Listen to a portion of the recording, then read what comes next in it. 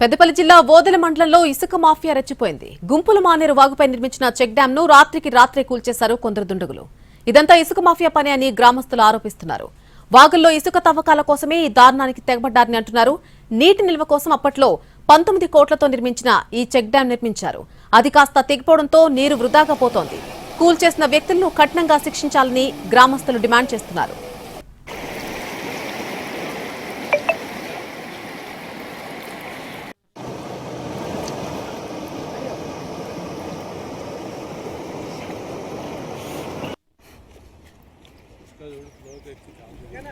Check dam తెగిపోవడంతో భారీగా నీళ్లు వృధాగా పోతున్నాయి. ఈ అంశానికి సంబంధించి పూర్తి ఇన్ఫర్మేషన్ మా ప్రతినిధి భాస్కర్ అందిస్తారు. భాస్కర్,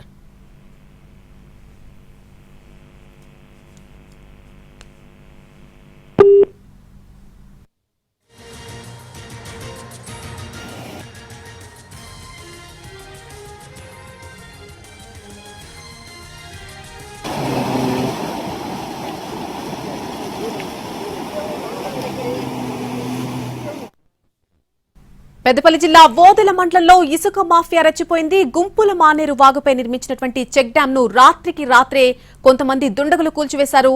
ఇదంతా కూడా ఇసుక మాఫియా పని అని గ్రామస్తులు ఆరోపిస్తున్నారు. ఈ అంశానికి సంబంధించి పూర్తి అప్డేట్ మా ప్రతినిధి భాస్కర్ అందిస్తారు. భాస్కర్, నలిని మానేరు వాగు పైన గుంపుల బ్రిడ్జి వద్ద నిర్మించిన ఒక చెక్ డ్యాం ఏదైతే ఉందో చెక్ డ్యాం లో దాదాపు 19 కోట్ల వ్యయంతో నిర్మించారు. ఈ చెక్ డ్యాం లో రాత్రికి రాత్రే ఇసుక మాఫియా వాళ్ళు వాళ్ళ ఇసుక క్వారీలు మొక్కిపోతున్నారనే నేపథ్యంతో పేల్చివేశారని చెప్పేసి దాంట్లో అయితే ఆరోపిస్తా ఉన్నారు. ఈ డ్యామ్ చెక్ డ్యామ్ ఏదైతే ఉందో దాన్ని పేల్చివేయడంతో దాదాపు 6,000 ఎకరాలకు సాగునీరు అందించడం, ఇటు మత్స్యకారులకు చేపల ఉపాధి దొరకడం, వీటన్నిటిని కూడా నష్టపోయామని చెప్పేసి స్థానికులు ఆరోపిస్తున్నారు. ఈ స్థానికులు అయితే ఆవేదన వ్యక్తం చేస్తా ఉన్నారు.